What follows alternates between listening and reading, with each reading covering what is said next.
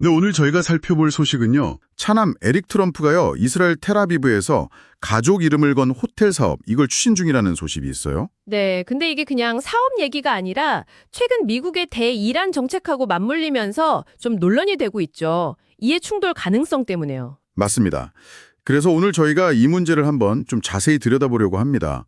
트럼프 가족의 사업 활동, 특히 이스라엘 부동산이나 또 가상자산 사업 같은 것들이요.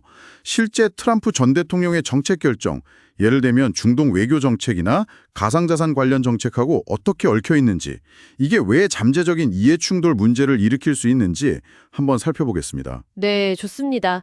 구체적인 사업 내용부터 시작해서 이게 국가 정책이랑 어떻게 연결되는지, 또 이게 듣고 계신 여러분께 어떤 의미가 있을지 그런 걸 좀 명확히 짚어보죠. 그럼 먼저 그 이스라엘 호텔 사업관부터 시작할까요? 네, 그게 좋겠네요. 뉴욕타임즈 보도를 보면요. 지금 트럼프 그룹 운영을 맡고 있는 사람이 에릭 트럼프잖아요. 네, 그렇죠. 이 에릭 트럼프가 지난 4월에 텔아비브에 있는 고급 상업지구 사로나라고 하죠.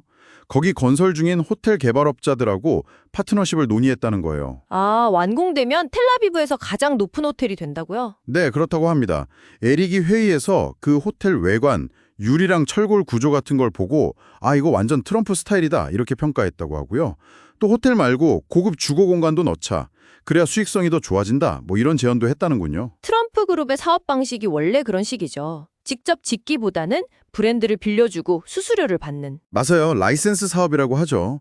부동산 개발업자한테 트럼프 이름 쓰게 해주고 수수료나 아니면 수익 일부를 가져가는 방식인데 작년에만 이 방식으로 한 611억 원 그 정도 벌었다고 하더라고요. 여기서 이제 아주 흥미로운 지점이 나오는 거죠. 바로 이스라엘에서의 부동산 사업이라는 게 그 지역의 어떤 정치적 안정성, 이런 거랑 너무 직접적으로 연결된다는 사실이에요. 아, 그렇죠. 특히 중동이니까요. 네. 실제로 지난 4월에 이란이 이스라엘 공격했을 때 그때 미사일 파편 일부가 떨어진 곳이 바로 그 호텔이 들어설 예정인 사로나 지구였다는 거잖아요. 정말 공교롭네요. 그러니까요. 이게 바로 핵심적인 우려 지점입니다.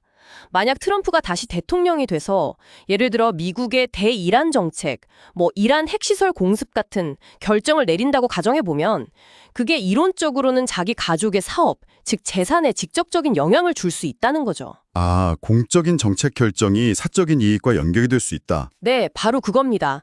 공적 정책과 사적 이익의 경계가 흐려지는 거죠. 이게 정말 심각한 잠재적 이해충돌 문제로 이어질 수 있다는 우려가 나오는 이유고요. 과거 다른 미국 대통령들과 비교했을 때 이런 식의 직접적인 연결 가능성이 그렇게 이례적인 건가요? 네, 자료들을 보면요. 역대 미국 대통령 중에서 재임 기간 동안 가족 사업이랑 국가 정책 사이에 이렇게 직접적인 관련성이 막 제기된 사례는 거의 없다고 해요. 그래서 더 주목받는 측면도 있고요. 근데 에릭 트럼프 측의 공식 입장은 좀 다르지 않나요? 아, 물론 해명은 했죠. 네, 이스라엘은 항상 관심 시작이긴 한데 현재 구체적인 사업 계획은 없다. 그냥 초기 논의 단계다. 뭐 이렇게 밝혔다고는 하는데요. 근데 또 다른 얘기도 있잖아요. 그가 파트너들한테는 연말까지 이스라엘에서 최소 한 건을 꼭 성사시키겠다. 뭐 이런 의지를 보였다는 말도 있고요. 맞아요. 그리고 사실 트럼프 일가가 중동에서 사업하는 게 이번이 처음도 아니고요. 이미 사우디아라비아나 UAE, 카타르 같은 다른 중동 국가들하고도 트럼프 브랜드 계약을 맺은 적이 있죠. 네, 바로 그 패턴을 좀 봐야 합니다. 공식적인 해명과는 별개로요. 미국의 외교 정책이라 굉장히 민감하게 얽혀있는 중동 국가들하고 계속 사업 관계를 맺어왔다는 이 정황 자체가 아까 말한 이해충돌 우려가 그냥 단순한 추측이 아닐 수도 있겠구나 하는 생각을 하게 만드는 거죠. 이걸 좀 더 큰 그림에서 봐야 한다. 이런 말씀이시군요. 그렇죠. 결국에는 정책 결정 과정의 공정성 자체에 대한 근본적인 질문을 던지게 되는 겁니다. 이 이해충돌 논란이 부동산뿐만 아니라 다른 분야로도 이어지고 있죠. 바로 가상자산 쪽인데요. 네, 맞습니다. 트럼프 전 대통령 본인이 미국을 가상자산의 수도로 만들겠다 이렇게 막 공언하고 있잖아요. 네, 그런 발언을 자주 했죠. 근데 공교롭게도 바로 그 시점에 그의 가족 기업 트럼프 미디어 앤 테크놀로지 그룹 TMTG라고 하죠. 여기가 파이낸셜 타임즈 보도에 따르면 한 30억 달러, 우리 돈으로 4조 원이 넘는 자금을 조달할 계획이라는 거예요. 가상자산 매입 같은 걸 위해서요. 4조 원이요? 와, 엄청난 규모네요. 그렇죠.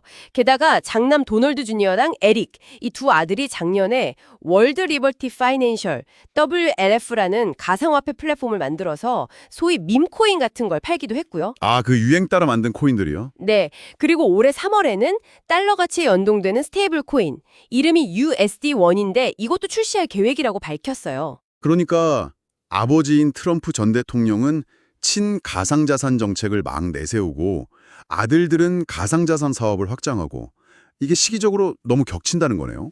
바로 그 점입니다.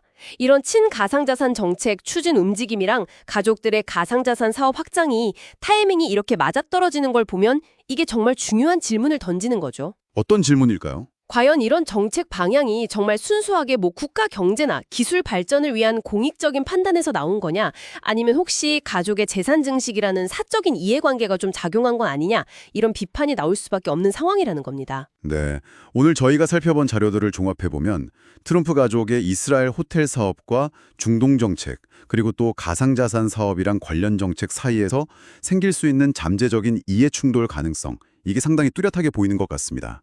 그렇다면 이 모든 것이 당신에게는 어떤 의미를 가질까요?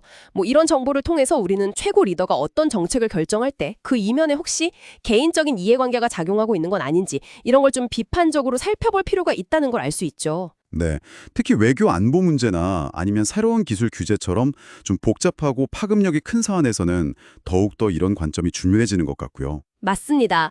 자료에서도 지적하듯이 재임 중에 가족 사업이랑 국가 정책의 경계가 이렇게까지 모호해진 사례는 과거 미국 대통령들에게서는 찾기 힘들다고 하잖아요. 네, 그 점이 참 이례적이죠. 그러니까 이런 전례 없는 잠재적 이해충돌 논란은 앞으로 정책 결정 과정에서 투명성이나 공정성이 얼마나 중요한지, 우리 사회에 어떤 질문을 던지고 있는 건지 한번 스스로 깊이 생각해 보시는 것도 의미가 있을 것 같습니다. 기자님, 오늘도 함께 해주셔서 감사합니다. 네, 감사합니다. 다음 에피소드에서 뵙겠습니다.